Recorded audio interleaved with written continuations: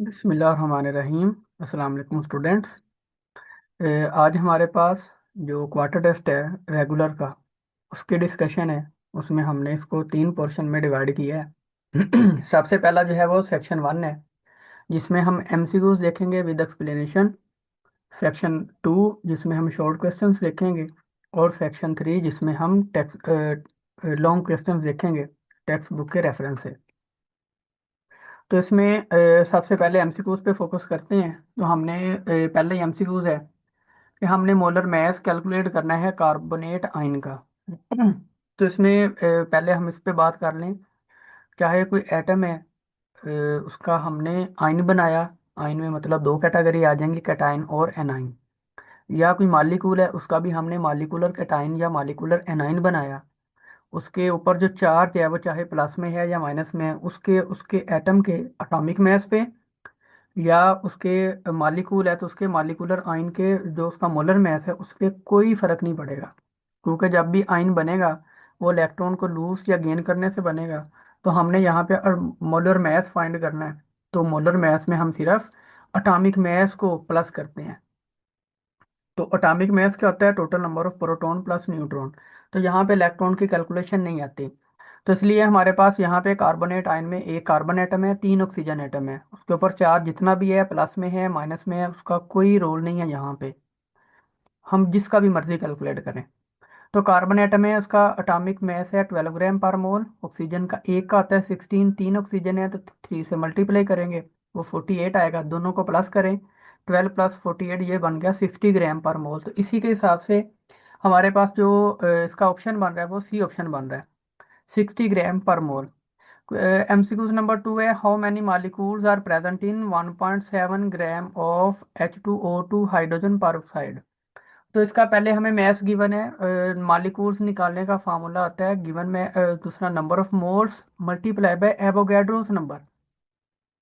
तो यहाँ पे तो हमें मैथ्स गिवन है, तो सबसे पहले हम इसके नंबर ऑफ मोल्स निकालेंगे, उसको एवोगैड्रो से मल्टीप्लाई करेंगे, जो आंसर आएगा फिर हम देखेंगे। तो इसका मोलर मास बना 34 ग्राम पर मोल। और इसको given mass divided by molar mass, ये नंबर ऑफ मोल्स आ गए। नंबर ऑफ मोल्स को आपने मल्टीप्लाई किया एवोगैड्रोस नंबर से, तो ये राउंड ऑफ करके हमारे पास आंसर आया 3.0 इंटू 10 की रेस 22। या आप इसको लिख सकते हैं 0.30 मल्टीप्लाई बाय 10 की रेस 23। तो ये 22 है, ये 23 है, तो इसलिए यहाँ पे देखें 3 22 वाला भी है, ये 23 वाला भी है, इसलिए हमारे पास आंसर बोथ आएंगे, बोथ ए एंड सी। ये ऑप्शन बनेगा। नंबर थर्ड आता है, solution contain 10 gram of unknown solute into 50 centimetre cube. इसकी मोलर कंसंट्रेशन है 0.20 मोल पर डेसीमीटर क्यूब। हमने मोलर मैस सोल्यूट का फाइंड करना है। तो वॉल्यूम है, इसको पहले डेसीमीटर क्यूब में कन्वर्ट किया 1000 से डिवाइड करके। Mass of moles of solute, molarity उसको वॉल्यूम से मल्टीप्लाई करें। तो मोलैरिटी कितनी थी? 0.20। नंबर ऑफ हमारे पास वॉल्यूम कितना था? 0.25 डेसीमीटर क्यूब। तो ये आपने 0.05 मोल्स निकाल लिया। तो मोलर मैस फाइंड करने के लिए मैस को मोल से डिवाइड करते हैं। तो डिवाइड करके हमारे पास आंसर है 200 ग्राम पर मोल। तो ये आपने सी ऑप्शन इसमें देख लिया। नेक्स्ट आएगा, which of the following statement is incorrect. हमने जो इनकरेक्ट स्टेटमेंट है वो फाइंड करनी है। तो एवोगैड्रोस नंबर है, तो 1 मोल कोई भी चीज़ हो उसमें एवोगैड्रोस नंबर के इक्वली नंबर ऑफ मॉलिक्यूल्स होंगे। तो इसमें भी 1 mole of nitrogen contain Avogadro number of molecules, बिल्कुल ठीक है। 1 mole of O3 contain Avogadro's number of molecule, ये भी ठीक है। 1 mole of H2 contain Avogadro's number of molecule, ये भी ठीक है। तो इसमें देखते हैं 1 mole of O3 contain Avogadro's number of oxygen atom, तो ऐसा नहीं है। तो एटम हमने नहीं देखने, एटम एक O3 में कितने एटम है? 3। तो ये 3 टाइम होने चाहिए थे एवोगैड्रोस नंबर के, तो इसलिए ये इनकरेक्ट है। कंटेनर है, container hold 0.5 mole of an ideal gas at STP। What is the volume of a gas in decimetre cube. तो हमारे पास STP पे 1 मोल कोई भी गैस हो, आइडियल गैस STP पे, तो वो होती है 22.4 डेसीमीटर क्यूब। तो मोलर वॉल्यूम का फार्मूला आता है V, volume is equal to number of mole multiply by molar volume. Number of mole भी हैं, मोलर वॉल्यूम भी है, मल्टीप्लाई करके आंसर आया 11.2 डेसीमीटर क्यूब। तो ए ऑप्शन बना। Which change of the statement involve overcoming only London dispersion forces. तो हमने देखना है किस में ऑप्शन में जो है वो लंदन डिस्पर्शन फोर्सेस हैं। मेल्टिंग ऑफ आइस वाटर है, वाटर में हाइड्रोजन बॉन्डिंग होती है, लंदन डिस्पर्शन फोर्सेस नहीं है। बॉइलिंग ऑफ एथानॉल, एथानॉल में भी हाइड्रोजन बॉन्डिंग होती है, लंदन डिस्पर्शन फोर्सेस नहीं हो सकती। Dissolving NaCl, NaCl ionic compound है, वाटर भी पोलर है, इसलिए लंदन डिस्पर्शन फोर्सेस नहीं है।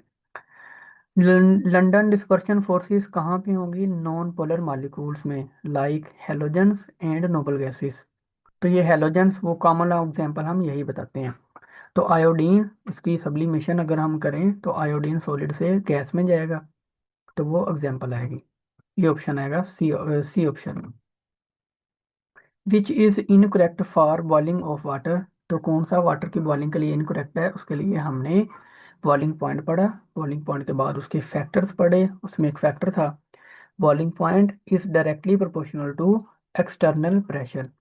एक्सटर्नल प्रेशर बढ़ाएं बॉइलिंग पॉइंट बढ़ेगा, एक्सटर्नल प्रेशर कम करें बॉइलिंग पॉइंट कम होगा। तो इसमें हमने एग्जांपल भी पढ़ी हैं, ये साथ में लिखी हुई हैं कि कितना बॉइलिंग एक्सटर्नल प्रेशर हो तो कितना बॉइलिंग पॉइंट होगा वाटर का। तो उसमें ये ऑप्शन नहीं आता। 323 पे 79 नहीं होगा, तो इतने कम प्रेशर पे 79 नहीं होगा। तो ये मोस्टली हमारे पास वैल्यूज गिवन है, उसी के हिसाब से ये वाला ऑप्शन नहीं आता। जो NaCl के क्रिस्टल्स हैं बिकम, ये needle like when 10% urea is added in solution. ये हमने habit of crystal short question में एग्जाम्पल में लिखा था। Liquid crystal exhibit properties, liquid भी है क्रिस्टल भी है, तो इसीलिए हम कहते हैं इसकी जो प्रॉपर्टीज हैं वो बिटवीन सॉलिड एंड लिक्विड्स होती हैं, ना तो अकेली सॉलिड्स की होती हैं ना लिक्विड की होती हैं, ना दोनों से। अनलाइक का मतलब है दोनों के साथ मैच नहीं करती, तो ऐसा भी नहीं है। तो सी ऑप्शन आएगा। जब हम वाटर को फ्रीज करते हैं at 0 degree it density decreases due to. तो अब देखते हैं जब हम वाटर को फ्रीज करते हैं तो हाइड्रोजन बॉन्डिंग की वजह से उसमें एम्प्टी स्पेस क्रिएट होती हैं, जिसकी वजह से उसका 9% वॉल्यूम बढ़ जाता है। तो जब वॉल्यूम बढ़ेगा तो डेंसिटी कम हो जाएगी। तो इसी वजह से हमारे पास जो वाटर की डेंसिटी, आइस की डेंसिटी है वो कम हो जाती है। ये हमने स्ट्रक्चर ऑफ आइस में डिटेल से पढ़ा हुआ है। तो ये soluble most soluble hydroxide of group 2A is, group 2 के कौन से, ये हमने शॉर्ट क्वेश्चन भी पढ़ा है, उसमें हम ये साथ में रिलेशन भी बताते हैं। टॉप टू बॉटम जो हाइड्रोक्साइड है उनकी सोलबिलिटी इंक्रीज करती है। तो मैग्नीशियम हाइड्रोक्साइड है, कैल्शियम हाइड्रोक्साइड है, सट्रांशियम हाइड्रोक्साइड है और बेरियम हाइड्रोक्साइड है, तो इसकी सोलबिलिटी सबसे ज्यादा होगी। Which reaction has the delta H equal to standard enthalpy of formation of water. तो किसकी जो है वो इन डेल्टा एच इक्वल होगी? तो उसमें हमारे पास सी ऑप्शन आएगा। तो इसमें तो इक्वेशन बैलेंस ही नहीं है, दो हाइड्रोजन एक ऑक्सीजन मिलकर जो यहाँ पे हमारे पास गैस वाटर हमारे पास आएगा H2 + 1/2 O2। ये भी गैस फॉर्म में है, ये हाइड्रोजन गैस और ऑक्सीजन गैस, ऑक्सीजन गैस एक एटम नहीं है, तो इसीलिए हम उसको वो इक्वेशन नहीं बनेगी। तो ये हमारे पास बनेगा H2O लिक्विड फॉर्म में, तो ये करेक्ट आएगा ऑप्शन। उसके साथ में एक्सप्लेनेशन भी गिवन है। जो कैलोरी कंटेंट है food is fundamentally related to which thermodynamic quantity during metabolism. तो ये हम शॉर्ट क्वेश्चन में भी पढ़ेंगे। तो ये हमने कैलोरी कंटेंट जब कैलकुलेट करते हैं तो हम डेल्टा चेंज इन इंथाल्पी को, या इंथाल्पी चेंज जो है वो इसमें रिलेट करता है। जो एक्सोथर्मिक रिएक्शन है take place very rapidly in air the temperature of surrounding in air. तो एक्सोथर्मिक रिएक्शन में हीट रिलीज हो रही है सिस्टम से सराउंडिंग की तरफ, तो डेफिनेटली सराउंडिंग का टेम्परेचर इंक्रीज कर देगा। जो बोर्न हाइबर साइकिल है is the application of Hess's law. तो ये ली चटले प्रिंसिपल या ऑस्टवर्ड्स लॉ या कॉलम्स लॉ इसकी एप्लीकेशन नहीं है। ये लास्ट वाला है 100 molecule of a gas in a jar A connected with evacuated jar B when stopcock open possible arrangement. तो ये हमने फार्मूला पढ़ा है, जार्स कितने हैं वो हम बेस रखेंगे और मॉलिक्यूल्स कितने हैं उसको पावर में ले जाएंगे। तो अगर जार यहाँ पे 4 होते तो हमने बेस कितनी रखनी थी, 4।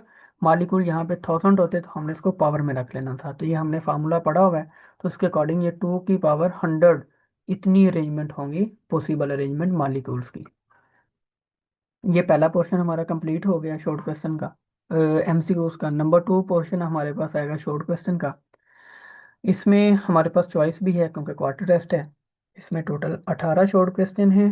आपने जो अटेम्प्ट करने थे वो 14 क्वेश्चन है, लेकिन लिखने आपने सारे ही हैं। और हम भी यहाँ पे डिस्कस सारे ही करेंगे, सबके शॉर्ट क्वेश्चन आंसर देखते हैं। सबसे पहला क्वेश्चन आता है स्टाइकोमेट्री क्या है और इसकी बेसिक अजम्पशंस क्या हैं स्टाइकोमेट्री कैलकुलेशन की। तो स्टाइकोमेट्री जो है वो ब्रांच ऑफ केमिस्ट्री है which deals with the quantitative relationship between amount of reactant and products in a balanced chemical equation. तो सिंपली हम इसको ये पढ़ते हैं, हम हमारे पास कोई भी केमिकल रिएक्शन है, उस केमिकल रिएक्शन के अंदर हमने कितने रिएक्टेंट लिए, उससे कितना प्रोडक्ट बना, उसकी जो कैलकुलेशन है उस कैलकुलेशन को हम कहते हैं स्टाइकोमेट्री। तो इसको जब हम ये कैलकुलेशन कर रहे होते हैं तो उसके लिए हम 2 चीज़ें या 3 चीज़ें फ़र्ज करते हैं। उसमें सबसे पहला आता है कि all the reactants are completely converted into product. और नंबर 2 आता है no side reaction take place या अकर्स। नंबर 3 है 2 laws are obeyed during stoichiometric calculation. ये अलग से शॉर्ट क्वेश्चन भी है, तो इन लॉज की वहाँ पे साथ में डिटेल भी है, डेफिनेशन भी आपने साथ में बतानी होगी। उसमें पहला आता है law of conservation of mass और दूसरा आता है लॉ ऑफ डेफिनेट प्रोपोर्शन। ये पहला शॉर्ट क्वेश्चन है। नंबर 2 हमारे पास आएगा calculate the mass of aluminium needed to react completely with 32 gram of iron oxide. तो इसमें सबसे पहले हमने ये साथ में, ये बुक वाला सोल्यूशन है, ये साथ में इसको थोड़ा सा डिटेल में लिखा हुआ है। सबसे पहले हमने मोलर मास निकालना है आयरन का। आयरन का एटॉमिक मास होता है 56, टू आयरन 2 है तो 2 से मल्टीप्लाई किया प्लस ऑक्सीजन एटम कितने हैं, 3। एक का कितना होता है 16, 16 से मल्टीप्लाई कर दिया, ये बन गया मोलर मास 159.6 ग्राम पर मोल। अब देखें भी बैलेंस केमिकल इक्वेशन, हमें हमने नंबर ऑफ मोल निकाल लिया है। नंबर ऑफ मोल निकालने के लिए पहले मोलर मास निकाला। इसका गिवन मास कितना था 32 ग्राम। इसका मोलर मास था इतना, डिवाइड करके आपने नंबर ऑफ मोल निकाल लिए। अब आए बैलेंस केमिकल इक्वेशन पे। बैलेंस केमिकल इक्वेशन हमें ये कह रही है अगर इसका 1 मोल रिएक्ट करे तो एल्यूमिनियम डबल अमाउंट में रिएक्ट करती है। तो इससे हमें ये पता चला नंबर ऑफ मोल इसके असल में कितने हैं 0.02। तो एल्यूमिनियम के कितने होंगे, हम 2 से मल्टीप्लाई करेंगे। तो इसलिए क्यों वो डबल अमाउंट में रिएक्ट कर रहे हैं, तो उसके नंबर ऑफ मोल आ गए 0.04 मोल। तो हमें मैथ चाहिए। तो मैथ के लिए फार्मूला है नंबर ऑफ मोल्स का small M over capital M. तो हमें नंबर ये स्मॉल एन के इक्वल है। तो हमें चाहिए मोलर मैथ। तो ये हमारे पास N multiply by capital M, तो उधर जाकर मल्टीप्लाई हो गया। तो ये आपने मल्टीप्लाई करके, क्योंकि जो 27 है वो अटोमिक मास है एल्यूमिनियम का, तो आंसर आ गया 1.08 ग्राम। 2 सोल्यूशन गिवन है, जो सा भी आपको बेहतर लगे उसमें देख लीजिएगा। नेक्स्ट हमारे पास क्वेश्चन आएगा, क्वेश्चन नंबर 3 है differentiate between actual yield and theoretical yield. तो इसमें हमने कम से कम 4 पॉइंट बताने हैं। जो एक्चुअल यील्ड है वो एक्चुअल यील्ड इज द, जो हमने लेबोरेटरी के अंदर या इंडस्ट्री के अंदर खुद केमिकल रिएक्शन परफॉर्म किया, उससे जो अमाउंट ऑफ प्रोडक्ट बनी वो एक्चुअल यील्ड है। थ्योरेटिकल यील्ड क्या होती है कि हमने केमिकल रिएक्शन परफॉर्म नहीं किया, हमने जो सिंपल कैलकुलेशन की, जैसे हमने अभी प्रीवियस न्यूमेरिकल देखा है ये वाला। तो इससे हमने जो ये इस तरीके से जो हम कैलकुलेशन करके जो रिजल्ट्स निकालते हैं वो होती है थ्योरेटिकल यील्ड। ये पहला पहला पॉइंट आ गया इनकी डेफिनेशन का। नंबर 2 आएगा it is actually obtained by experiment. तो ये तो एक्सपेरिमेंट से बनेगी। It is calculated from balance chemical equation. ये हम ऑब्टेन नहीं करते, ये हम कैलकुलेट करते हैं बैलेंस केमिकल इक्वेशन से। It is less than theoretical yield, जो अलग से शॉर्ट क्वेश्चन भी है वो आपको पता है, जो why actual yield is less than theoretical yield. तो ये लेस होती है जो एक्चुअल यील्ड है। It is more than actual yield, क्योंकि एक्चुअल यील्ड कम होगी, थ्योरेटिकल यील्ड ज्यादा होगी। उसकी हमने 3 रीजंस पढ़ी हुई हैं, वो अलग से शॉर्ट क्वेश्चन है। It is known as experimental yield. तो एक्चुअल यील्ड को एक्सपेरिमेंटल यील्ड भी कहते हैं। तो जो थ्योरेटिकल यील्ड है उसको हम 2 नाम देते हैं, एक्सपेक्टेड यील्ड भी कहते हैं और कैलकुलेटेड यील्ड भी कहते हैं। नंबर 3 आएगा what do you mean by molar volume of a gas, how Avogadro's number is related with the molar volume. तो हमारे पास मोलर वॉल्यूम की डेफिनेशन क्या है हमारे पास 1 मोल आइडियल गैस हो और वो हो भी स्टैंडर्ड टेम्परेचर प्रेशर पे, तो उस पे जब हम उस टेम्परेचर पे प्रेशर पे उस गैस को ले जाएंगे, कितनी गैस हो, 1 मोल हो, टेम्परेचर 0 डिग्री, प्रेशर 1 atm, जब उसको या आपने गैस को ये दो कंडीशंस दे दी, तो उसका जितना भी वॉल्यूम होगा उसको हम फिर नाम देते हैं मोलर वॉल्यूम। और वो कितना होता है, 22.414 डेसीमीटर क्यूब, जिसको हम राउंड ऑफ करके आप पढ़ते हैं 22.4 डेसीमीटर क्यूब। और इसको हम रिप्रेजेंट करते हैं वीएम से। तो एवोगैड्रो नंबर के साथ इसका क्या रिलेशन है, तो एवोगैड्रो नंबर में हमारे पास एवोगैड्रोस लॉ से हेल्प लेंगे। एवोगैड्रोस लॉ कहता है equal volume of all ideal gases. अगर तीन चार आपके पास आइडियल गैसेस हैं, उनका वॉल्यूम भी इक्वल है और उनको आपने रखा भी हुआ है at same temperature and pressure, उनका वॉल्यूम भी इक्वल है, टेम्परेचर भी इक्वल है, प्रेशर भी इक्वल है, तो डेफिनेटली उनके अंदर जो नंबर ऑफ मॉलिक्यूल हैं वो भी इक्वल होंगे। ये एवोगैड्रोस लॉ कहता है। तो वो कह रहा है भी 22.414 decimetre cube of an ideal gas is at S T P contain Avogadro's number molecule. तो ये इसकी एग्जाम्पल भी है, ये CO2 आपने यहाँ पे लिख दिया, यहाँ पे हाइड्रोजन लिख दी, उनके मोलर में एस है, और ये एवोगैड्रोस नंबर है, ये 1 मोल है, ये भी साथ में आपने एज इट इज, लेकिन थोड़ी सी एडिशन आपने करनी है। इसकी डेफिनेशन में टेम्परेचर भी मेंशन करना है और प्रेशर भी मेंशन करना है, यहाँ पे मेंशन नहीं है तो वो आपने मेंशन करना है। नेक्स्ट आता है what is the volume of in decimetre cube 4.75 mole of methane gas at STP। तो ये ऑलरेडी हमने MCQs में भी ये फॉर्मूला देखा है, V is equal to number of mole multiply by molar volume. Molar volume कितना है 22.4 decimetre cube, number of mole कितने हैं 4.75, मल्टीप्लाई किया आपके पास आंसर आ गया 106.4 डेसीमीटर क्यूब। नेक्स्ट आएगा calculate the molar mass of a gas which has density of 1.34 ग्राम पर decimetre cube eight STP। तो हमने क्या कैलकुलेट करना है, मोलर मास। तो ये यहाँ पे भी सोल्यूशन है, डेंसिटी कितनी है 1.34, मोलर वॉल्यूम है इतना, मोलर मास हमने निकालना है, डेंसिटी का फार्मूला होता है मास ओवर वॉल्यूम, तो हमने मास निकालना है। तो मास को निकालने के लिए वॉल्यूम इधर डिवाइड हो रहा है, उधर जाकर मल्टीप्लाई हो जाएगा। तो mass multi density multiply by volume, density और वॉल्यूम को मल्टीप्लाई करके आपके पास आंसर आ गया 32.02 ग्राम पर मोल। तो जो सा भी आपको बेहतर लगे उसमें सोल्यूशन देख लें, दोनों इक्वल है।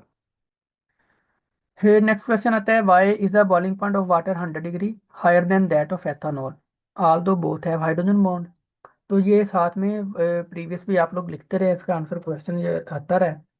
तो साथ में आपने रीजन तो बताते हैं कि वाटर के अंदर दो हाइड्रोजन बॉन्ड है, अल्कोहल के अंदर एक हाइड्रोजन बॉन्ड होता है, लेकिन साथ में आप लोग स्ट्रक्चर नहीं बनाते। तो आपने हाइड्रोजन बॉन्डिंग जब ये शो भी करवानी है, स्ट्रक्चर्स भी बनाने हैं, इनके ऊपर पार्शियल पॉजिटिव नेगेटिव चार्जेस भी लगाने हैं, तो ये भी आपने साथ में लिख दिया। तो water form two hydrogen bond per molecule, oxygen क्योंकि उसके पास दो लोन पेयर हैं और दो ही OH ग्रुप हैं, तो ऑक्सीजन हाइड्रोजन ग्रुप में, इसलिए वो दो हाइड्रोजन बॉन्ड बनाएगा। एथेनॉल के पास एक ही हाइड्रोजन है, तो इसलिए वो पर मॉलिक्यूल एक हाइड्रोजन बॉन्ड बनाएगा। तो हाइड्रोजन बॉन्डिंग किसमें स्ट्रांग हुई, तो जिसमें हाइड्रोजन बॉन्ड दो हैं वो ज़्यादा स्ट्रांग है, जिसमें एक है वो वीक है। तो डेफिनेटली उसी की वजह से वाटर का बॉइलिंग पॉइंट ज़्यादा है और एथेनॉल का बॉइलिंग पॉइंट कम है। तो ये साथ में आपने स्ट्रक्चर्स भी बनाने हैं। The boiling point of water is different at Lahore and Murree hills, explain it. तो लाहौर पे जो एटमोस्फेरिक प्रेशर है, एक्सटर्नल प्रेशर है, तो ये हमने पढ़ा भी है, boiling point is directly proportional to external pressure या डिपेंड्स अपॉन एक्सटर्नल प्रेशर। तो लाहौर में क्योंकि वो सी लेवल है, वहाँ पे एक्सटर्नल प्रेशर है 760 टोर, और वहाँ पे वाटर का बॉइलिंग पॉइंट है 100 डिग्री सेंटीग्रेड। मरी पे वो हाइट पे है, हाई एल्टीट्यूड है, अबव सी लेवल है, तो वहाँ पे एक्सटर्नल प्रेशर कितना है 700 टॉर। तो एक्सटर्नल प्रेशर जैसे ही कम हुआ तो बॉइलिंग पॉइंट भी वाटर का कम हो जाएगा। तो ये हमारे पास है कंक्लूजन है, higher altitude lower external pressure lower boiling point. ये भी कॉमन सा क्वेश्चन है, one feel a sense of cooling under the fan after bath, explain. जैसे हम नहा के पंखे के नीचे जाते हैं तो हमें जो है वो कूलिंग फील क्यों होती है, ये हमने पढ़ना है। तो ये हमने पहले भी पढ़ा हुआ है। After a bath water remain on the skin, कुछ वाटर के ड्रॉपलेट स्किन के ऊपर रहते हैं। तो when sitting under a fan moving air increases the rate of evaporation of water from skin. तो वो रेट ऑफ एवेपोरेशन को जो मूविंग एयर वो इंक्रीज कर देगी। During evaporation water molecule absorb heat energy from the skin, क्योंकि वो heat हमारी बॉडी से लेगी, हमारी बॉडी का टेम्परेचर जो है वो स्किन का वहाँ पे टेम्परेचर कम होगा, इस वजह से हमें वो कूलिंग फील होगा। To overcome intermolecular forces and change in to vapours, heat is removed from the skin surface, cooling effect is felt. तो ये हीट जो है वो स्किन सरफेस से रिमूव होगी तो कूलिंग इफेक्ट होगा। This evaporating cooling the same principle use in air coolers. Next आता है discuss hydrogen bonding is responsible for relatively high surface tension of water. तो सबसे पहले हमने सरफेस टेंशन की डेफिनेशन बतानी है। सरफेस टेंशन क्या है? वो जो होती है inward force of attraction experienced by surface molecule due to the unequal forces from neighbouring molecule. तो जो इनवर्ड फोर्स ऑफ अट्रैक्शन होती है मॉलिक्यूल की, सरफेस के मॉलिक्यूल की, उसको हम सरफेस टेंशन भी कहते हैं। In water each water molecule form up to 4 hydrogen bond with neighbours. तो वो 4 हाइड्रोजन बॉन्ड बनाता है अपने नेबर मॉलिक्यूल के साथ। मॉलिक्यूल एट द सरफेस है फ्यूअर नेबर्स, जो सरफेस के ऊपर मॉलिक्यूल है उनके नेबर कम होंगे, तो जो दरमियान में मॉलिक्यूल उनके नेबर ज्यादा होंगे। तो एक्सपीरियंस स्ट्रॉन्ग नेट इनवर्ड पुल फोर्स, तो उसके अंदर जो ऊपर वाले मॉलिक्यूल हैं सरफेस के ऊपर हैं, उसको जो अंदर की तरफ मॉलिक्यूल है उधर से उसको जो इनवर्ड पुल है, जो फोर्स ऑफ अट्रैक्शन है अंदर के मॉलिक्यूल की, वो ज्यादा लग रही है। This strong inward attraction create high surface tension, इस वजह से जो सरफेस टेंशन है वो ज्यादा होती है। तो वाटर सरफेस टेंशन कितनी है? 72.8।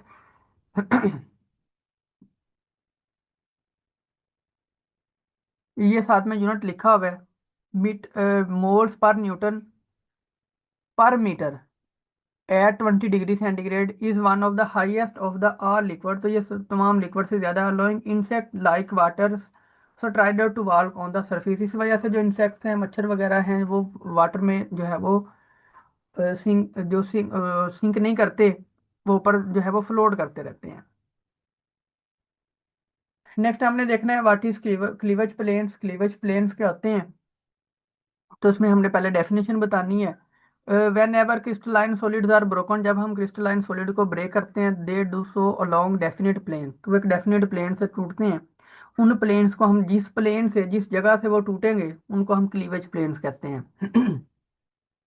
जो क्लीवेज प्लेन्स हैं वो are inclined to one another at a particular angle specific to a given crystalline solid. तो ये किसी भी क्रिस्टलाइन सॉलिड के अंदर जो क्लीवेज प्लेन्स हैं वो एक दूसरे के ऊपर इंक्लाइंड होते हैं पार्टिकुलर एंगल के ऊपर। The value of this angle varies from one solid to another, हर सॉलिड का जो एंगल है वो सेम नहीं होता, डिफरेंट होगा, जो 7 क्रिस्टल सिस्टम है उसके अकॉर्डिंग। Cleavage occurs along planes where interatomic या आयनिक फोर्सेस आर वीकेस्ट, वहां से टूटेंगे जहां पे अटोमिक या आयनिक फोर्सेस वीक होंगी, वहां से वो ब्रेक करेंगे। फॉर एग्जांपल कैल्साइट या कैल्शियम कार्बोनेट को कहते हैं cleavage along 3 non perpendicular planes forming rhombohedral NaC, ये एग्जांपल होगी NaCl क्लीव्स, मतलब वो ब्रेक डाउन होगा along plane parallel to its cube faces, उसको अपने क्यू फेसिस से जो है वो टूटेगा। नेक्स्ट क्वेश्चन आता है which is more viscous, glycerine और hexane. Glycerine is more viscous viscous than hexane. तो साथ में हमने रीजन भी बतानी है। Glycerine has 3 OH group each capable of forming hydrogen bonds. तो इसमें 3 OH ग्रुप हैं तो उसमें ज्यादा हाइड्रोजन बॉन्ड बनेंगे विद नेबर मॉलिक्यूल्स या neighbouring molecules, very strong intermolecular forces, तो इसलिए हाई रेजिस्टेंस टू फ्लो, तो मतलब high viscosity. Hexane is a non polar molecule, only weak LDF या London dispersion forces act between molecules, तो very low resistance to flow, तो low viscosity या less viscosity. तो viscosity कितनी है glycerol की? 1.49। विस्कोसिटी हेक्सेन की कितनी है? 0.03 पास्कल। तो ये एट 20 डिग्री सेंटीग्रेड। क्वेश्चन 10 आएगा डिफाइन इंथैल्पी ऑफ ऑटोमाइजेशन। तो ऑटोमाइजेशन में हम क्या करते हैं? स्टैंडर्ड कंडीशन के अंदर हमने एलिमेंट को उसके एटम्स में तोड़ना है, उसके लिए जो इंथाल्पी में चेंज आएगा उसको हम इंथाल्पी ऑफ ऑटोमाइजेशन कहते हैं। The standard enthalpy of change of atomization of an element is the enthalpy change involved when 1 mole of gaseous atom is formed from the element। उसी के एलिमेंट से 1 मोल जो है वो एटम फॉर्म हो, gaseous atom form हो under standard conditions. For example hydrogen है, element है, तो अगर हमने इसको तोड़ा तो उसे हाइड्रोजन एटम से बनाया गैसियस फॉर्म में। तो उसके लिए एंथैल्पी ऑफ एटमाइजेशन कितनी है, 436 किलो जूल पर मोल। तो अगर हमारे पास अगर हम बैलेंस करना है तो एक हाइड्रोजन एटम के लिए तो वो हमारे पास आएगी +218 किलो जूल पर मोल। ये साथ में हमने इसकी इक्वेशंस भी बनानी है, डेफिनेशन के साथ साथ में ये वैल्यूज भी लिखनी है। नेक्स्ट आएगा enthalpy of hydration.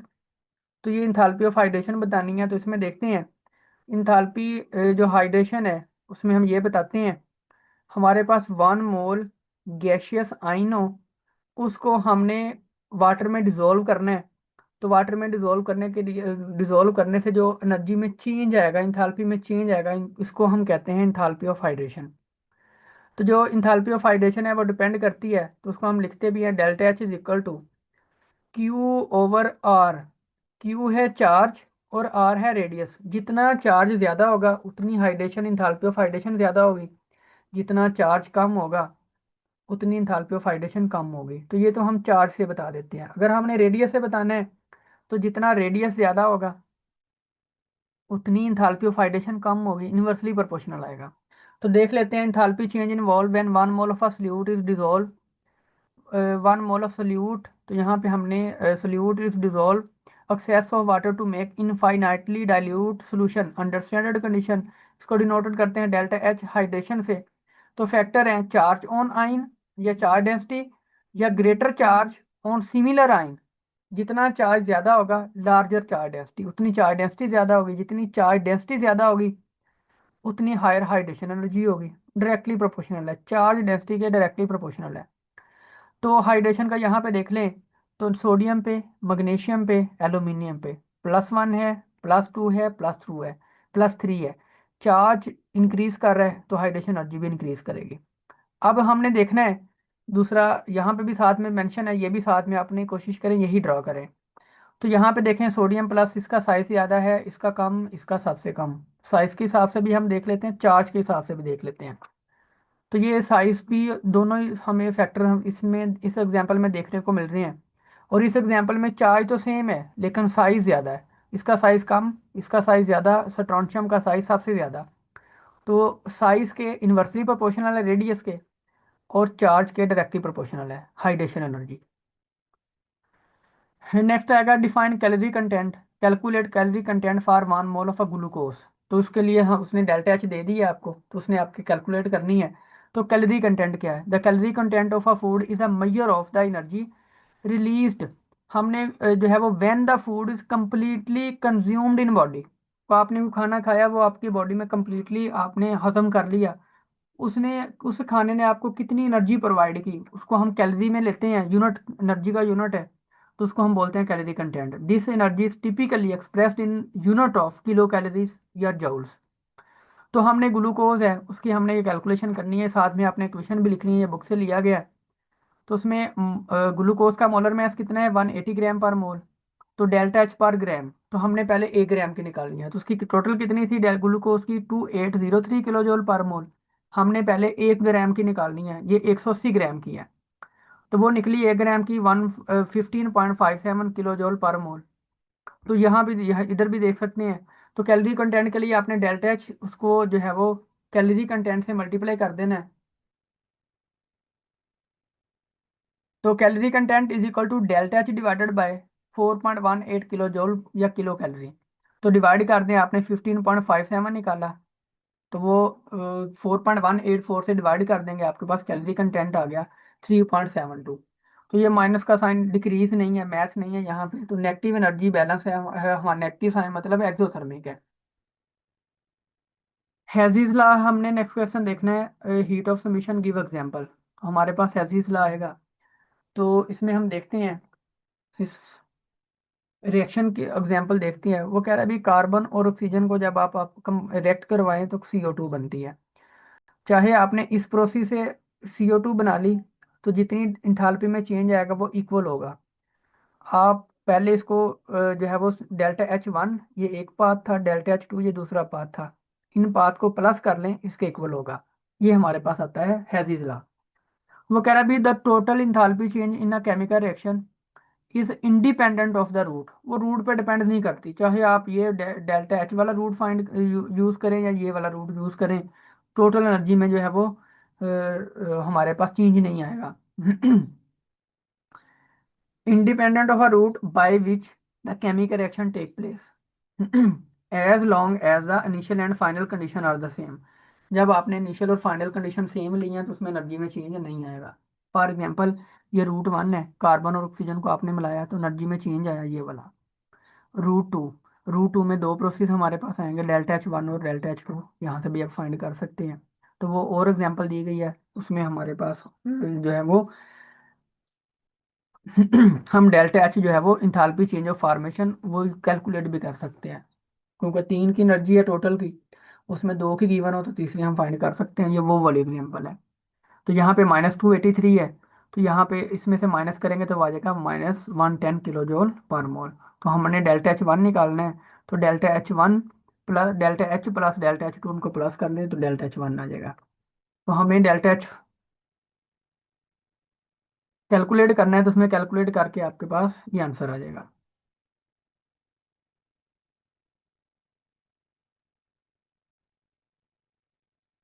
Next question आएगा, discuss solubility trend of group two A metal hydroxide. तो हमने ग्रुप टू ए के मेटल हाइड्रोक्साइड बताने हैं। तो वो सोलबिलिटी हमारे पास ग्रुप टू ए की वो हमने अभी भी एमसीक्यू भी देखा है। तो वो रीजन है, जो हाइड्रेशन एनर्जी है जो है वो latest enthalpy decreases down the group, वो डाउन द ग्रुप जो है वो डिक्रीज करती है क्योंकि एटॉमिक साइज इंक्रीज करेगा। तो इस वजह से जो magnesium hydroxide, calcium hydroxide, strontium hydroxide, barium hydroxide, इसका साइज ज़्यादा है, उसकी जो है वो लेटेस्ट इंथैल्पी है उसको ब्रेक डाउन उसकी आसान है, कम है हाइड्रेशन एनर्जी भी और लेटेस्ट इंथैल्पी भी, इसलिए उसकी सोलबिलिटी ज़्यादा होगी।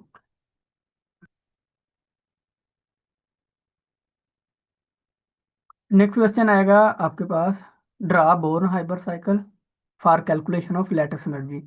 तो हमने लेटेस्ट एनर्जी के लिए बोर्न हाइबर साइकिल ड्रा करना है आपने। तो उसमें हमारे पास आएगा जो डेल्टा एच है NaCl की फॉर्मेशन, सबसे पहले हमने सोडियम एटम से जो है वो एलिमेंट से एटम बनाना है, वो आएगा delta H atomisation of sodium. फिर हमने इस एटम का आयन बनाना है, तो वो आ जाएगा delta H ionization of sodium atom plus. Same इसी तरह से क्लोरीन एलिमेंट की एटोमाइजेशन पहले करनी है, और फिर क्लोरीन एटम की हमने इलेक्ट्रॉन अफिनिटी करनी है, तो उसमें आयोनाइजेशन और इसमें इलेक्ट्रॉन अफिनिटी, ये सारा ग्राफ हमने साथ में बनाना भी है। ये साथ में सारी वैल्यूज लिखनी भी है। सबसे पहले एटोमाइजेशन के लिए हमें 108 किलो जूल पर मोल एटोमाइजेशन ऑफ सोडियम, फिर आयोनाइजेशन ऑफ सोडियम उसके लिए एनर्जी है 496, एटोमाइजेशन ऑफ क्लोरीन उसके लिए एनर्जी है 121। और अब इसमें आयोनाइजेशन नहीं है, इलेक्ट्रॉन अफिनिटी है, क्योंकि अब हमने क्लोरीन में इलेक्ट्रॉन को ऐड करना है। तो इलेक्ट्रॉन अफिनिटी आएगी वो 349 किलो जूल पर मोल। तो NaCl की फार्मेशन इन तमाम को हम जो है वो यहाँ पे प्लस कर देंगे, जो माइनस हो जाएगा वो माइनस कर देंगे। ये तमाम वैल्यूज लिखी हैं, तो उसमें आपके पास आ जाएगा -787 किलो जूल पर मोल। ये आपके पास दूसरा पोर्शन जो है वो कंप्लीट हो गया शॉर्ट क्वेश्चन वाला। जी ये हमारे पास ये थर्ड पोर्शन आता है लॉन्ग क्वेश्चन का। इसमें तीन लॉन्ग क्वेश्चन है ए बी पार्ट के साथ, उसमें से हमने दो जो है वो अपनी मर्जी के अटेम्प्ट करने होते हैं। तो इसमें लेकिन हम तीनों को ही पढ़ेंगे यहाँ पे, क्वेश्चन थ्री में भी, फोर में भी और फाइव में भी। लेकिन यहाँ पे भी इसमें साथ में उनके आंसर्स जो पेजेस हैं वो बुक से बता दिए गए हैं। क्वेश्चन थ्री का जो है वो आंसर किस पेज पे है, फोर के और फाइव के। फिर हम उनके आंसर देखने जा रहे हैं। उसमें जो सबसे पहला आता है क्वेश्चन नंबर थर्ड, उसमें भी जो हाइड्रोजन बॉन्डिंग है present in water, ammonia, HF, acetone और क्लोरोफॉर्म, और इनके उसने कहा भी स्केच द स्ट्रक्चर्स। हमने उनके जो है वो स्ट्रक्चर भी स्केच करने हैं। आंसर की पहले हमने बतानी है हाइड्रोजन बॉन्डिंग की डेफिनेशन बतानी है। तो थोड़ा सा इंट्रोडक्शन आप कुछ पॉइंट बता देंगे, जैसे यहाँ पे मेंशन है जो हाइड्रोजन बॉन्डिंग है स्पेशल टाइप है डाइपोल डाइपोल फोर्सेस की। और ये फोर्स जो है हाइड्रोजन बॉन्डिंग, जितनी भी टाइप ऑफ इंटरमॉलिक्यूलर फोर्सेस हैं उनमें से सबसे ज़्यादा यही स्ट्रॉन्गेस्ट है। लेकिन जो ये हाइड्रोजन बॉन्डिंग वीकर होती है जो बाकी जो है वो टाइप ऑफ बॉन्ड्स है, जैसे आयनिक बॉन्ड है, कोवलेंट बॉन्ड है, तो उनसे ये वीक होती है। और लेकिन इंटरमॉलिक्यूलर फोर्सेस की बाकी जितनी भी टाइप हैं उनसे ये स्ट्रॉन्ग होती है। तो हम ये कंडीशन भी पढ़ते हैं। हाइड्रोजन बॉन्ड कब बनेगा, कैसे बन सकता है, उसके लिए हम दो कंडीशन देखते हैं। फॉर एग्जांपल सबसे पहली कंडीशन आती है, hydrogen atom is connected to a highly electronegative atom. जो हाइड्रोजन एटम है वो हाईली इलेक्ट्रोनेगेटिव एटम के साथ कनेक्ट होना चाहिए। For example such as fluorine है, ऑक्सीजन है या नाइट्रोजन है। नंबर टू, जो कंडीशन आती है उसमें हमने देखना है जो इलेक्ट्रोनेगेटिव एटम है must have a lone pair of electron on it, उसके ऊपर लोन पेयर भी होने चाहिए। बाकी यहाँ पे जो है वो आपके पास ये सबसे पहला है अमोनिया का स्ट्रक्चर। तो हमारे पास NH3 है, नाइट्रोजन के पास एक लोन पेयर भी है और नाइट्रोजन इलेक्ट्रोनेगेटिव एटम भी है और हाइड्रोजन के पास इसके साथ कनेक्ट भी है। दोनों कंडीशन फुलफिल हो रही हैं हाइड्रोजन बॉन्ड के लिए, तो इसी वजह से ये अमोनिया के मॉलिक्यूल के अंदर हाइड्रोजन बॉन्डिंग है। लेकिन आपने साथ में इसकी थोड़ी सी थ्योरी भी बतानी है। ये पार्शियल पॉजिटिव हाइड्रोजन एटम है, पार्शियल नेगेटिव या नाइट्रोजन एटम के पास लोन पेयर है। दोनों कंडीशन फुलफिल हो रही हैं, इस वजह से यहाँ पे एक हाइड्रोजन बॉन्ड क्रिएट होगा। लेकिन हाइड्रोजन तो तीन है, हाइड्रोजन बॉन्ड सिर्फ एक ही होगा। उसकी रीजन ये है, यहाँ पे सिर्फ नाइट्रोजन के पास लोन पेयर ही एक है।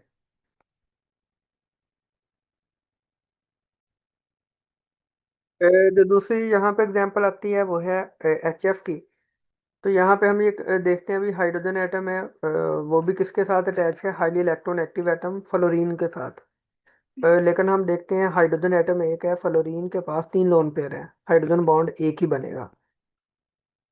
तो आगे जाकर हम वाटर के केस में देखेंगे, इस पे बात करेंगे। तो यहाँ पे भी ये जिग जैग हाइड्रोजन बॉन्डिंग आती है, इसके बारे में भी आपने जो है वो थ्योरी साथ में मेंशन करनी है। मैं स्ट्रक्चर पे ही जो है वो डिस्कशन कर रहा हूँ।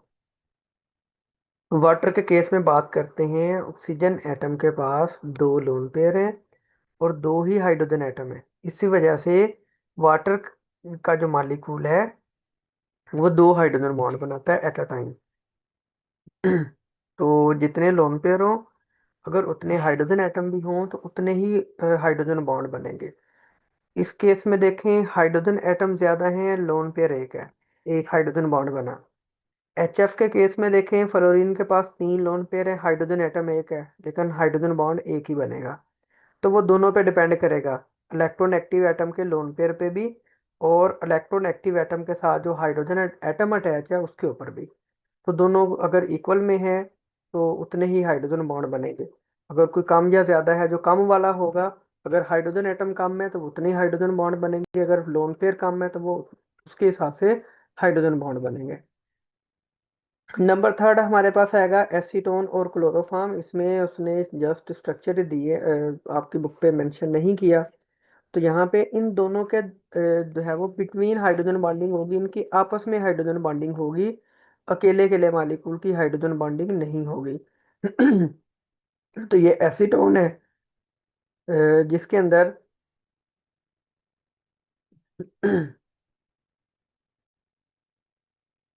जो कार्बन एटम है उसका डबल बॉन्ड है ऑक्सीजन एटम के साथ, इसको हम नाम देते हैं कार्बोनिल ग्रुप का। और दोनों साइडों पे मिथाइल ग्रुप में ये जो स्ट्रक्चर बनता है वो एसीटोन है। क्लोरोफॉर्म होता है कार्बन एटम, इसके साथ तीन जो है वो क्लोरीन एटम और एक चौथा जो है वो हाइड्रोजन एटम होगा। जहाँ पे हाइड्रोजन एटम पे पार्शियल पॉजिटिव होगा और इस ऑक्सीजन एटम पे पार्शियल नेगेटिव चार्ज होगा। तो इसकी वजह से यहाँ पे hydrogen bonding between chloroform and acetone, ये अपनी हाइड्रोजन बॉन्डिंग भी साथ में शो करनी है। इसके बाद वाला जो है वो लॉन्ग क्वेश्चन आएगा, इसका बी पार्ट आएगा। Describe the following properties of crystalline solid. उसकी आपने ये दो प्रॉपर्टीज जो है वो डिस्क्राइब करनी है। उसमें सबसे पहले आती है ग्रोइंग ऑफ क्रिस्टल और नंबर टू आती है हैबिट ऑफ क्रिस्टल। तो ये दो शॉर्ट क्वेश्चन भी हैं, ऑलरेडी आपने जो है वो बहुत अच्छे तरीके से पढ़े हुए हैं, याद भी किए। तो ये इसमें ग्रोइंग ऑफ क्रिस्टल की डेफिनेशन है और साथ में उसकी एग्जांपल, और हैबिट ऑफ क्रिस्टल उसकी डेफिनेशन और उसके साथ में एग्जांपल। ये जो है वो उसी लॉन्ग क्वेश्चन का बी पार्ट आता है। नेक्स्ट आता है बहुत इंपॉर्टेंट लॉन्ग क्वेश्चन है, तो पहले आपने पढ़े हैं वो भी इंपॉर्टेंट ही हैं। एक से बढ़ के एक है, तो हम इसमें से डिफरेंशिएट तो नहीं कर सकते कि ये वाला जो है वो बोर्ड के पेपर में आ सकता है, ये नहीं आ सकता। सारे ही एक से बढ़ के एक इम्पोर्टेंट लॉन्ग क्वेश्चन है। सबसे यहाँ पे नेक्स्ट वाला आता है, what are London dispersion forces. London dispersion forces क्या हैं? Give example, discuss factor affecting on London dispersion forces. तो सबसे पहले आपने डेफिनेशन बतानी है, थोड़ा सा इंट्रोडक्शन बताएं जैसे आप लोगों को लिखवाया हुआ था पहले भी। अ, जो है वो लंदन डिस्पर्शन फोर्सेस डिस्कवर किसने की थी, किसने स्टडी की थी? 1930 के अंदर फ्रिट्स लंदन लंदन ने इन फोर्सेस को स्टडी किया था नॉन पोलर मॉलिक्यूल्स के अंदर। तो वो इंट्रोडक्शन में आपने पॉइंट बताना है, इस वजह से इनको हम लंदन डिस्पर्शन फोर्सेस कहते हैं। कौन सी फोर्स ऑफ अट्रैक्शन है? ये इंटरमॉलिक्यूलर फोर्सेस की फोर्थ टाइप आती है। अ, उसमें आप कहते हैं instantaneous dipole induce dipole forces की ये टाइप जो है वो उसका दूसरा नाम है ये। तो यहाँ पे डेफिनेशन लिखी है, the momentary force of attraction between an instantaneous dipole and induce dipole is called instantaneous dipole induce dipole forces और London dispersion forces. These forces that exist among the molecule of only non-polar compounds, जो non-polar को molecules है सिर्फ उन्हीं के दरमियान ये forces exist करती हैं। जो पोलर मॉलिक्यूल्स हैं उनके दरमियान ये फोर्सेस एग्जिस्ट नहीं करती। फॉर एग्जांपल हैलोजेंस है, फ्लोरीन है, क्लोरीन है, ब्रोमीन है, आयोडीन है। एंड नोबल गैसेज है जैसे helium, neon, argon, krypton, xenon, radon. इन मॉलिक्यूल्स के नॉन पोलर मॉलिक्यूल्स में ये फोर्सेस एग्जिस्ट करती हैं। तो साथ में आपने थोड़ी सी एग्जांपल जो है वो मेंशन करनी है। अ, जो बरोमीन वाली बुक पे एग्जांपल दी गई है उसमें से भी हम देखते हैं। आगे हमने फैक्टर्स बताने हैं, तो फैक्टर में इसके दो फैक्टर आते हैं, तो फर्दर हम बुक से देखते हैं। तो जो पहला फैक्टर आता है वो है molecular mass and size. Number two factor आता है सरफेस एरिया। तो यहाँ पे मैंने शॉर्ट फॉर्म में आपको बता दिया है। जो मॉलिक्यूलर मास है साइज है is directly proportional to London dispersion forces. और आगे हम इसकी जो है वो थोड़ी सी एक्सप्लेन करेंगे, एग्जांपल्स बताएंगे। फर्दर बताता हूँ आपने एग्जांपल्स कौन सी बतानी है। फिर जब हम दूसरा फैक्टर पढ़ेंगे वो है surface area and its directly proportional to London dispersion forces. तो जितना सरफेस एरिया ज्यादा होगा उतनी लंदन डिस्पर्शन फोर्सेस भी ज्यादा होंगी। तो उसमें भी आपको जो है वो एरिया बताऊंगा कि आपने कौन सा मेंशन करना है आंसर में। तो यही आपके पास आता है, ये डेफिनेशन लिखी हुई है बुक के आपकी। में डेफिनेशन के बाद आपने जो है वो मेंशन करना है यहाँ पे। उसके फैक्टर्स आ जाते हैं। फैक्टर में आपको पहले मैंने बताया, पहले आपने फैक्टर की हेडिंग लिखनी है मॉलिक्यूलर मास एंड साइज। लिखने के बाद जैसे मैंने वहाँ पे आपको जो है वो शो करवाया है वैसे आपने मेंशन करना है इसको directly proportional to London dispersion forces. उसी का आप बता देंगे। जब डायरेक्टली प्रोपोर्शनल बता दिया उसका मतलब ये है कि अगर जो है वो नॉन पोलर मॉलिक्यूल हैं उनका जितना मॉलिक्यूलर मास और साइज बढ़ेगा, जो ग्रेटर से होगा ज्यादा होगा, हायर होगा, उतनी ही लंदन डिस्पर्शन फोर्सेस स्ट्रॉन्ग होंगी। इसमें आपने दो एग्जांपल बतानी है। वो दो एग्जांपल कौन कौन सी हैं? एग्जांपल पे फोकस करेंगे वो। सबसे पहले हमारे पास कह रहा भी, यहाँ से एग्जांपल शुरू करेंगे। The physical state changes in the halogen family from top to bottom due to increase in size and polarisability. तो जैसे जैसे उनका साइज मॉलिक्यूलर मास भी ज्यादा हो रहा है, साइज भी ज्यादा हो रहा है, तो इस वजह से उनकी पोल बनाने की जो इंस्टेंटेनियस डायपोल इंड्यूस डायपोल बनेंगे वो जल्दी बन जाएंगे। उसी को हम नाम देते हैं पोलराइजेबिलिटी। तो उसमें फिर आगे आपने इस तरह से मेंशन नहीं करना, जैसे यहाँ पे थ्योरी की फॉर्म में लिखा हुआ है, ये लाइन लिखने के बाद आपने इसको जो है वो फ्लोरीन क्लोरीन जो है वो टॉप टू बॉटम लिखेंगे जैसे यहाँ पे टेबल के अंदर लिखा हुआ है। ऐसे ही फ्लोरीन क्लोरीन ब्रोमीन आयोडीन ऐसे ही लिखेंगे। आगे मेंशन करेंगे फ्लोरीन क्लोरीन गैसेस हैं, ब्रोमीन लिक्विड है, आयोडीन सॉलिड है। इस तरह से आप मेंशन करेंगे। ये हमें टेबल जो है वो इतना ज्यादा याद करने की जरूरत नहीं है। अगर आप कर लेते हैं तो बहुत अच्छी बात है। नंबर टू, जो दूसरी एग्जांपल आपने, उसने यही बात यहाँ पे ब्रोमीन लिक्विड आयोडीन सॉलिड उसने थ्योरी की फॉर्म में लिखी है, लेकिन आपने इस तरह से लिखना है, हाईलाइट करना है, वो आपकी एग्जांपल नजर आनी चाहिए। इसमें दूसरी एग्जांपल जो आपने मेंशन करनी है, the boiling point of noble gases in group 18 also increasing from helium to xenon. तो ये भी आपने इस तरह से लिखना है। इनका बॉइलिंग पॉइंट साथ में ये वाली वैल्यूज याद करें और साथ में इनको वहां पे मेंशन भी करें। मॉलिक्यूलर मास वाला रहने दें। जो है वो इनके helium neon argon krypton xenon इनके ये बॉइलिंग पॉइंट भी मेंशन करें। ये पहला फैक्टर था, उसमें आपने दो एग्जांपल जरूर बतानी है, ये दोनों की दोनों बतानी है। इसके बाद जब दूसरा फैक्टर आएगा सरफेस एरिया, जहाँ पे भी आपने बता दिया था directly proportional to London dispersion forces, वो उसी रिलेशन को एक्सप्लेन करेंगे 2-3 लाइनों में। एक्सप्लेन करने के बाद आपने यहाँ पे भी दो एग्जांपल मेंशन करनी है। उसमें सबसे पहली जो एग्जांपल आनी है वो कंपेयर, यहाँ पे लेंथ ऑफ चेंज आएगी, compare the length of chain in जो है वो C2H6, ये इथीन मालिकूल बनता है। दूसरा C2H6 ये इथेन मालिकूल बनेगा, और ये वाला आपके पास हेक्सेन बनेगा। इनके साथ में आपने बॉइलिंग पॉइंट बता दिया। तो यहाँ पे भी जो पहली एग्जांपल बनाई है उसने उसने यहाँ पे देख लें, और थ्योरी की फॉर्म में लिखा है, आपने इसको टेबल की फॉर्म में, टेबल कह सकते हैं हम उसको, इस तरह से आपने लिखना है जैसे ये वाली वैल्यूज लिखी हुई है। बॉइलिंग पॉइंट भी साथ में उनके ये फिजिकल स्टेट भी मेंशन है। तो ये फिजिकल स्टेट आपने किस किस का बताना है, इथेन का बताया, इसका बॉइलिंग पॉइंट बताएं, ये इसकी फिजिकल स्टेट बताएं। इसी के बिल्कुल सामने हेक्सेन, जो यहाँ पे एग्जांपल लिखी थी वही इसके सामने है, ये बस यही लाइन वाली जो है वो आप याद करेंगे, लिक्विड है, ये साथ में मेंशन करें। इस तरह से टेबल बनाएं इसी इन्हीं दो मॉलिक्यूल्स का। नंबर 2, फिर आपने जो दूसरी एग्जांपल यहाँ पे बतानी है वो आपके पास ये थोड़ी सी उसकी थ्योरी लिखी हुई है, और उसके ये स्ट्रक्चर्स बनाए गए हैं, ये स्ट्रक्चर्स बनाए ये वाले। उसमें पेंटेन है, 2 मिथाइल ब्यूटेन है, और 2 डाइमेथाइल प्रोपेन है। साथ में उसने देखा इसको एन पेंटेन भी, आइसोपेंटेन भी, नियोपेंटेन भी कहते हैं। और उसमें थर्ड, इसका बॉइलिंग पॉइंट इतना है, इसका इतना है, और इसका इतना है। और इसी की ये वाली जो आपने वैल्यूज लिखी हैं, इसी की थ्योरी ऊपर लिखी हुई है ये वाली। इस मालिक्यूल का नाम ये था, उसका स्मॉलर सरफेस एरिया। तो आप जब यहाँ पे बता रहे हैं सरफेस एरिया वाला रिलेशन आपने बता दिया, तो साथ में आप यहाँ पे मेंशन भी कर दें कि इसका सरफेस एरिया ज्यादा है, इसका कम है, इसका सबसे कम है। तो जितना सरफेस एरिया ज्यादा है उतना उसका बॉइलिंग पॉइंट ज्यादा है। तो इस तरह से आपकी ये जो वैल्यूज हैं, जो यहाँ पे नाम लिखा है, अपने बॉइलिंग पॉइंट लिखा है, वो इस तरह से नजर आना चाहिए। ये स्ट्रक्चर जिस तरह से बने हुए हैं एज इट इज, आपने ये स्ट्रक्चर भी ड्रॉ कर लिया है। ये आपके पास जो है वो दूसरा इसका क्वेश्चन था, लॉन्ग क्वेश्चन, इंपॉर्टेंट क्वेश्चन है। आपको बता दिया किस तरीके से आपने इसको लिखना है। ये इसके बाद जो नेक्स्ट क्वेश्चन आना है वो आपके पास आना है, right detailed note on vapour pressure. तो वेपर प्रेशर पे आपने डिटेल नोट बतानी है, वेपर प्रेशर की आपने डेफिनेशन बतानी है। जो है वो आप देखें, जो वेपर्स हैं, लिक्विड, यहाँ पे लिक्विड मालिकूल है, हम पढ़ते भी हैं। जो लिक्विड के मालिकूल हैं जिनकी काइनेटिक एनर्जी ज़्यादा है, उस लिक्विड की सरफेस को छोड़ देंगे, वो वेपर्स बनकर हवा में शामिल होना स्टार्ट कर देंगे। उस प्रोसेस को हम नाम देते हैं अवेपोरेशन।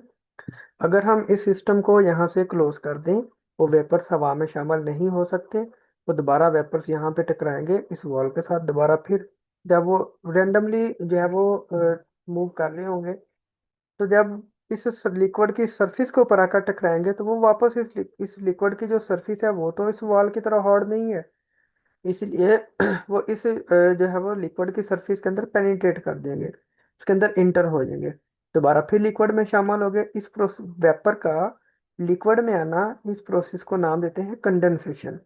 तो लिक्विड का वेपर्स में जाना वो है अवेपोरेशन, वेपर्स का दोबारा फिर लिक्विड सरफेस में आना उसको, या लिक्विड फेस में आना, उसको हम नाम देते हैं कंडेंसेशन। तो ये हमारे पास हमने डेफिनेशन बतानी है। जो वेपर्स हैं वो इस लिक्विड की सरफेस के ऊपर जितना वेपर प्रेशर लगाएंगे, वेपर्स इस लिक्विड की सरफेस के ऊपर जितना प्रेशर क्रिएट करेंगे इक्विलिब्रियम के ऊपर, उसको हम फिर नाम देते हैं वेपर प्रेशर का। तो यहाँ पे वेपर प्रेशर के साथ में हमने बताने भी हैं, जो मैग्नीट्यूड है वेपर प्रेशर की डज नॉट डिपेंड अपॉन, ये साथ में अपने जो है वो यहाँ पे मेंशन है। फिगर ये भी आपने जो है वो ड्रॉ करनी है, ये भी आपने पेपर में बनानी है। ए वाली भी, बी वाली भी, सी वाली भी, ये भी साथ में पहले डेफिनेशन बतानी है, डिटेल बतानी है आपने इसकी। हेडिंग की फॉर्म में पहले डेफिनेशन लिखेंगे, फिर ये वाला रिलेशन बताएंगे, उसके बाद ये जो है वो आप बनाएंगे। फिर आपने इसके फैक्टर्स बताने हैं। फैक्टर दो तरह के हैं, एक वो कि वेपर प्रेशर के ऊपर कौन कौन सी चीजें डिपेंड नहीं करती, किन फैक्टर के ऊपर डिपेंड नहीं करता। तो आप हेडिंग में लिख सकते हैं नॉट डिपेंड। तो ये not depend upon amount of liquid, अगर आप लिक्विड के अमाउंट ज्यादा लें या कम लें तो उससे वेपर प्रेशर के ऊपर कोई फर्क नहीं पड़ेगा। अगर अमाउंट ऑफ लिक्विड ज्यादा ले रहे हैं तो उसमें वेपर ज्यादा बनेंगे, क्योंकि ये प्रोसेस है इक्विलिब्रियम का। तो वो इक्विलिब्रियम जब क्रिएट होगा तो तब भी वो वेपर प्रेशर होगा। इसमें दूसरा भी आपने बताना है, does not depend upon surface area of liquid. तो ये लिक्विड के सरफेस एरिया के पे भी डिपेंड नहीं करता। अब देखें, फॉर एग्जांपल इस कंटेनर का सरफेस एरिया इतना है, फॉर एग्जांपल इसका कंटेनर का सरफेस एरिया इतना है, तो प्रोसेस हमारे पास ये इक्विलिब्रियम जब आएगी इतने